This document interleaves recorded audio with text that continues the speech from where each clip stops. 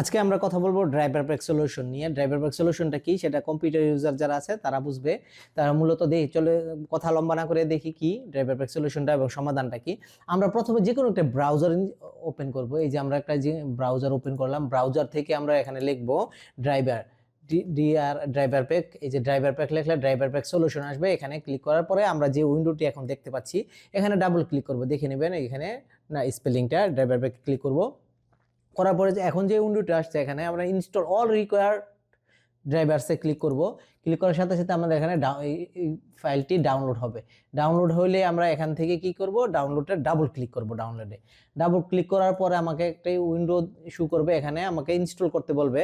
করার পরে আমরা এই যে স্টার্ট ইনস্টলেশন ফ্রি আমরা এখানে ক্লিক করার পর আমার আরেকটি উইন্ডো দিবে। এখানে পার্সেন্টেজ শো করবে এই যে 100%। এখানে 100% হওয়ার পরে আমাকে আরেকটি উইন্ডো দিবে 100%-এর জন্য। এখানে খুব ফাস্ট হচ্ছে দেখতে পাচ্ছি আমরা, এখানে কিন্তু খুব ফাস্ট ইনস্টল হচ্ছে বা পার্সেন্টেজ বাড়তেছে।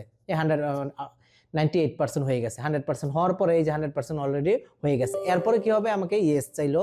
আমাকে ইয়েস দেওয়ার পরে আমাকে এখানে 100% আবার চাইবে। এখানে লম্বা একটু সময় নেবে। হওয়ার পরে আপনার এখানে মাউস প্যাড কাজ করে না, ইউএসবি কাজ করে না, অথবা ওয়াইফাই কাজ করে না ল্যাপটপ হলে, বা অন্য অন্য আনুষঙ্গিক হার্ডওয়্যারের সাথে সফটওয়্যার কমিউনিকেশনটা সেটা কমপ্লিট হয়ে যাবে যদি এই কমপ্লিট।